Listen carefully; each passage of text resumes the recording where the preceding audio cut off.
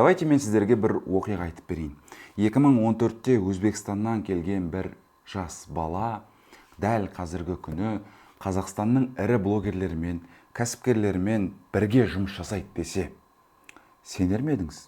Әрине, тек съемка жасап қоймай, олармен бірге шетелге бірге шығады десем, сену әрине қиын ол кездегі балаға. Егер мен енді көшіп келген жылдары 7-ші сыныпта үйдегілерге дәл сондай болады десем, менің өзімнен бөлек даже үйдегілер десем бейтін еді, телефонды қолына алып қойып қиялдамашы дейтін еді. Бірақ та дәл сондай жайт орын алды. Бәріне сәлем, менің есімім Нұрсерік, мен контент-мейкермін. Мені танитындар бар шығар, танымайтындар да бар шығар. Танысып қояйық. Әзірге Инстаграмда 20 мыңдай ғана оқырманым бар. Осыған дейін офлайн түрде сапалы методтармен барлығын жинағанда офлайн түрде 300-ге жуық алдымнан мобилографтар, видеографтар сапалы түрде, офлайн түрде білім алып, нәтижелерін жасап кеткен болатын, алдымнан өткен. Ең бастысы осы жылы өптеп бір үйленіп алдым. Және мен түсірген креативтер, мен түсірген рилстар клиенттеріме, яғни компанияларға 30 миллион, 90 миллион оборот, 10-15 миллион қаралым жинауға көмектесті. Осының барлығы, былайша айтқанда әуелі алла, келесі бұл контент-мейкинг, яғни сценарий бойынша, рилстың структурасы бойынша, былайша айтқанда эксперттілікке тіреліп тұрған нәрселер. Енді сізбен танысайық. Сіз қай бағыт бойынша жұмыс жасайсыз? Сіз бәлкім эксперт шығарсыз, бәлкім фрилансерсіз. Жай ғана былайша айтқанда пока жеке брендіңіз дамымаған, Instagram 0, бірақ та бір қызмет түрін ұсынасыз. Эксперт. Ол да эксперт болып саналады негізінде, бірақ жеке брендіңіз әлі дамымаған, твердо эксперт емессіз да, әйтеуір бір фриланстың ар жақ бер жағында жүрген адамсыз. Екі бағытты өзіңізге қойып қойыңыз, осы сабақтың соңына дейін міндетті түрде бір нәтижені шығарамыз. Бүгінгі сабақта сіз не үйренесіз? Біріншіден, бұл өз услугаңызды қалай қымбатқа сату керегін білесіз. Екіншіден, клиенттің видеосына өтімді сценарийді қалай жазу керек. Оны да үйренесіз, алла қаласа. Жеке брендпен клиенттен очередь жасаудың жолдары. Басымызды ауыртпаймыз басқа нәрселермен. Бізге керекті, бізге қажетті ең маңызды нәрселерді қолданамыз. Неге дәл осы 3 нәрсені алып тұрмын? Өйткені көбінің проблемасы осы. Қазіргі сіздің точка А осы болуы мүмкін. Идея шықпайды. Қанша жерден шығарыңыз, қиналыңыз, қиялдаңыз, аспанға қара, жерге қара, бірақ идея шықпайды. Клиенттің алдына барғанда мандыраж ұстап, ештеңе сөйлей алмай қалып, деп ұяланба деп қорқасыз. Сол үшін де клиентпен созвон жасауға, жеке офлайн кездесуден қорқасыз, бас тартасыз, қашқалақтайсыз. Өйткені сізде идея шықпай қалама деп қорқасыз. Бірдеңе сөйлесем ұнатпай қалама деген сияқты бір проблемалар болып қалады деген миыңызда қорқыныш бар. Ол менің де басымнан өткен, пока сценарийдің қарапайым база техникаларын білмей, ол проблема өзінен өзі шешілмейді. Сабақты соңына дейін қарау керек. Екіншісі, тұрақты клиентіңіз жоқ. Бірде көбейіп кетеді өзінен өзі, бірде мүлде жоқ болып кетеді. Сарафанка, әйтеуір бір таныстардан кеп қалады, бірде келмей қалады. Бір жаманы, сіз ол нәрсені, сарафанканы контрольда ұстай алмайсыз. Былайша айтқанда, сіздің қолыңызда емес ол. Әйтеуір бір айтып қояды, 3-4 адам келеді, дәл жоқ. Бірде бір жарайды, бір қиналып 500-ін таптыңыз, келесі айда вообще 0 болып қалуы мүмкін. Сіз оны контрольда ұстай алмайсыз. Если рилстар түсіріп, жеке бренд дамытып, сценариймен кірсеңіз, сізде контроль бар. Сіз қаншалықты жұмыс жасасаңыз, соншалықты сізде клиент болатын еді. Үшіншісі, жеке брендті неден бастарыңызды білмейсіз. Понимаете? Ақпарат көп, мана нарықта ақпарат деген жетеді, бірақ неден нақты қадам жасау керектігін көп айта бермейді. Осындай 3 нақты проблема сізде болуы мүмкін да, точка Ада. Егер де болса, комментарийға, менде ондай проблема бар деп, проблемаңызбен де бөлісіп кетсеңіз болады. Ешкім сізді осуждать етпейді. Бұл жерде чисто өзіміз. Енді қазіргі мендегі қаралымдарды, креативтерді, сценарийлерді қалай жасаймыз? Мен уйбай, айсбергтің шыңы демеймін, бірақ та қазір тегін сабақты көріп отырсаңыз, демек сіз менен бір уникальность байқадыңыз. Менен бір өзіңізге түйіп алар нәрсе байқадыңыз. Мен айсбергтің шыңымын, мен потолокпын демеймін. Менде сізге ұсынатын, сізге үйрететіндей бір білімнің бөлігі бар. Яғни сол білімнің бөлігі арқылы сіз белгілі бір деңгейге жете аласыз. Енді дәл сондай нәрсені қалай жасаймыз? Мысалы, мендегі просмотрлар кейде 300 болады, 260 болады, 100 болады, 20-35 болғанның өзінде де ол әрі қарай жұмыс істеп тұрады мен үшін. иә, одан да ақша жасау мүмкіндігі бар. Одан клиенттер келеді, одан оқушылар келеді, одан лидтар түседі деген сияқты. Бұл тегіннен тегін түсіріліп жатқан рилстар емес. Ол, енді қараңыз, оны жасау үшін сценариймен кіру керек. Бұрын көбі тек отырып, менің бала кездегі травмам деген сияқты бір әңгімелерді айтса, қазір ондай көбінесе өтпеуі мүмкін. Нарық өсіп жатыр, аудитория өсіп жатыр. Оларға сапа мен смысл көбірек қажет бола бастады. Аудитория өседі, олардың запростары да өседі. Бұрынғыдай, 2 жыл бұрынғыдай отырып сөйлесең, кімге интервью беріп жатыр деген сияқты өтіп кетеді. Креативпен, сюжетпен кірсе, уже болын өзі арқылы өзі көріп тұрады да, до конца қарау ықтималдылығы жоғары. Қазір барлық менің клиенттерім алдыма, мен ерекшеленгім келеді, менен қайталаса екен деймін деген сияқты запроспен келеді. Сондай моментте сіз клиентті ұстап қала аласыз ба? Әлде жоқ, мен түсіре алмаймын бұны. Давайте лучше анаған барыңыз деп айтасыз ба? Ал ондай запроспен келетін клиенттер өте жирный, ақша төлеуге дайын адамдар. Сіз оны қаншалықты ұстап қала аласыз, немесе профукать етіп сливать етесіз. Ерекшеленгім келеді деп тұрған адамға сіз сценарий ұсына аласыз ба? Егер жоқ болса, тегін сабақта соңына дейін қарап, мұқият жазып алу керек. Сценарий туудың, давайте енді жолдарын айтайын. Бастайық основной контентке. Дайын болсаңыздар, осы видеоның комментарийін өртеп жіберейікші достар. Давайте комментарийға өртеп, пулемет, пистолет, пиу-пиу бәрін жазып кетіңіздер. Ең бірінші контент өндіру. Сіз мына сұрақтарды қоя алуыңыз керек. Не айтқыңыз келеді? Менде дәл осындай айтқым келетін тақырыптар бар. Дәл сіздің алдыңызда қазір блокнот болмаса, то бұл деген сабақ сіз үшін вообще пайдасыз. Өшіре салыңыз. Алдыңызда блокнот тұрсын, мен не айтқым келеді, оның барлығын жазу керек. Мен мына нәрсе айтқым келеді, так өткенде ананы көрдім, примерно айтқым келеді, 10 шақты, 20 шақты пункт жазып тастаңыз. Екіншісі, аудитория не сұрайды? Кейде біз ойлана алмай жүрген, қиялдай алмай, идея таппай жүрген кезде аудитория просто бір нәрсе сұрақ қалады. И дәл соны просто контент ретінде шығара салу керек. Үшіншісі, популярные темы у конкурентов.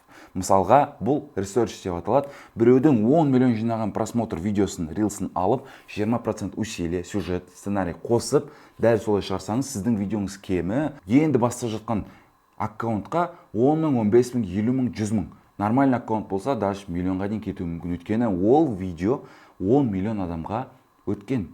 Ал сіз оны қайталасаңыз, дәл сол темамен арасы ұзап кетпеген болса ресерчтің, нормальный просмотр жинауға мүмкіндік болады. Дальше уже соңғысы каздев жасау.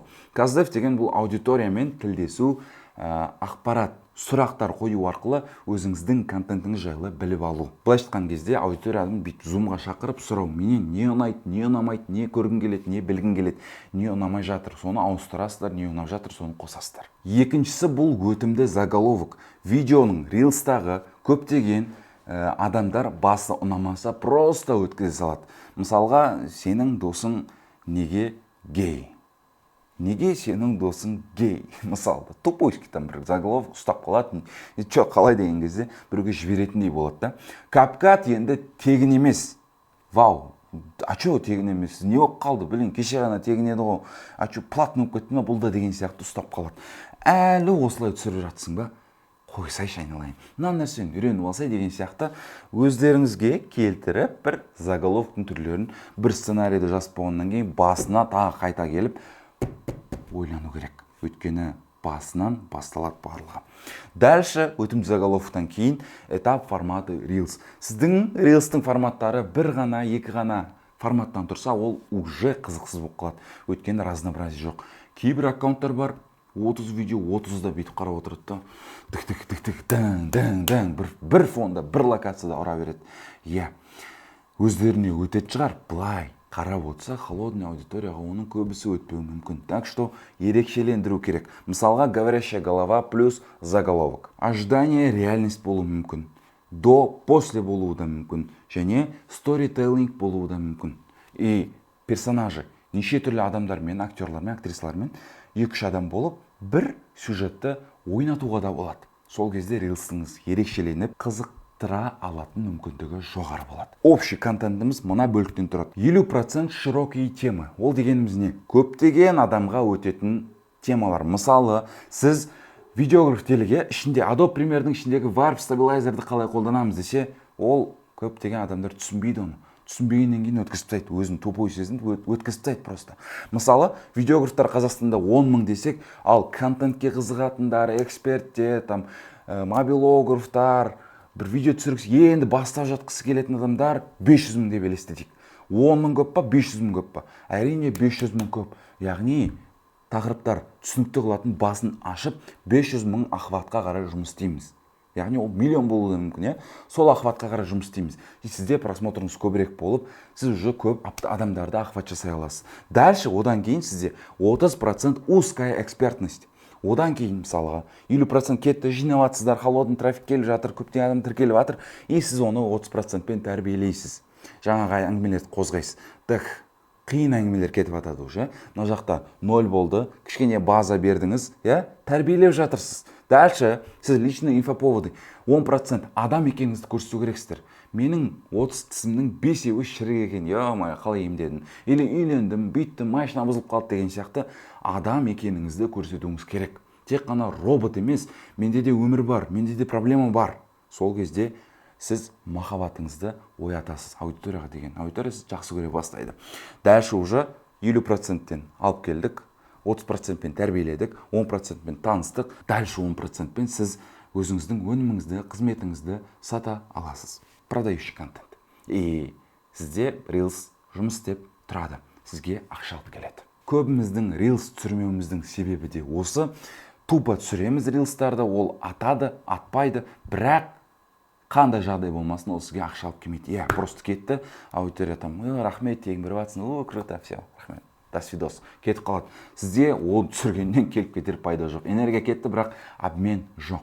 А если мына 10% продающий контент и плюс оны воронкаға салып қойсаңыздар, сіз әр Reels'тан табыс тауып отырсаңыз, неге түсірмейсіз? Түсіресіз ғой, конечно, мысалы ойлаш, бір түсірген Reels'ың саған 100 мың, 200 мың, 300 мың, миллион алып келіп жатса, түсіресің ғой, ақша керек қой саған. Түсірмеймін дегеніңіз. Сценариймен енді кірудің негізгі плюстерін айтып өтейін сізге. Чекті обоснованно көтере аласыз да. Тупо ішінде ауа 200 мыңға, ойбай, бір видео деместі. 200 мың ішінде 6 Reels или 10 Reels плюс сценарий бар, плюс сюжетін ұсынамын. Сізбен распаковка жасаймыз, аудиторияңыз зерттейміз десе, уже обоснованно сізден клиент көріп тұрады. За что я плачу деньги? Клиент тупой емес. Екіншісі, өзіңіздің жеке брендіңізді оңай дамыта аласыз. Всегда идея болып жүргеннен кейін, сценарий жаза алу қабілеті болғаннан кейін Reels'тарға сіздер өзіңіздің Reels'тарыңызға, жеке брендіңізге көңіл бөле бастайсыз. И сәйкесінше узнаваемость, внимание болған жерде табыс та көбейеді. Үнемі креативті ойлармен жүресіз. И клиенттеріңіз үздіксіз бір-біріне сатады. Табысыңыз стабильно 1 миллион плюс көтеріледі. Неге үздіксіз бір-біріне сатады? Өйткені нетворкинг болады. Аудиторияны жеке бренд дамытқаннан кейін дәл өзіңізде бір адаммен танысасыз, оған бір видео қажет болып қалады, Reels оған түсіресіз, ал оның дәл сондай 10 кәсіпкер досы бар. Болды. Сіздің есігіңіз ары қарай ашылды. Разгон до сотни за 2 секунды. Сценарийдің плюстерін білеміз, а егер сіз оны іске асырмасаңыз, сізде қандай факаптар күтеді? Сіз оны білмесеңіз, клиенттің алдында не айтам деп қорқып жүресіз, сол баяғы. Өзіңізді ұсына алмайсыз, чегіңізді көтере алмайсыз. Дәл сол колесода бетіп, хомяк сияқты айналып тұра бересіз. Но оны шешетін негізгі бір ғана нәрсе бар да, по идее. И дәл осыған арнап, бұл бойынша менде арнайы курс бар. Ол тек эксперттерге, өзінің жеке брендін дамытам, өзіме телефонмен осындай нәрселер түсіріп тастай алам, түсіргім келеді деген эксперттерге, мобилог және видеографтарға арналған. Ол жақта өтімді сценарий тереңдете оқылады. Яғни менің видеоларыма, сценарийларыма, жұмыстарыма, монтажға дейінгі процесін, съемкаға барлық процесін ашып, открыто, прозрачно біз ішкі кухнясын көрсетеміз.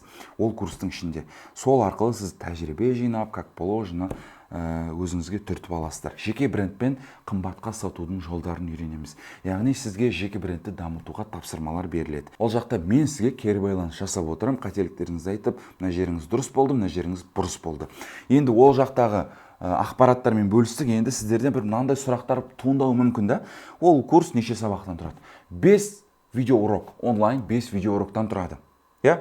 жаңағы ақпараттарды барлығын қоса сценарийді қалай жазамыз, оған ноутбук керек па? Жоқ. Телефонмен, заметкемен жазамыз. Бізге ешқандай қиындатудың қажеті жоқ. Сабақ сақтала ма? Иә, сабақ сізде сақталады. 5 видеоурок. Енді қараңыз, мынандай нәрсе. Маған бағасы қызық. Айтшы, блин, сендер сондайсыңдар, қазір бір миллион, 500 мың деген бағаны айтасыңдар. Айтшы соны, мен уже шығып кетемін деп дайын отсаңыздар, мен сіздерді огорчу вас. Бұл курстың бағасы небәрі 20 мың теңгені құрайды.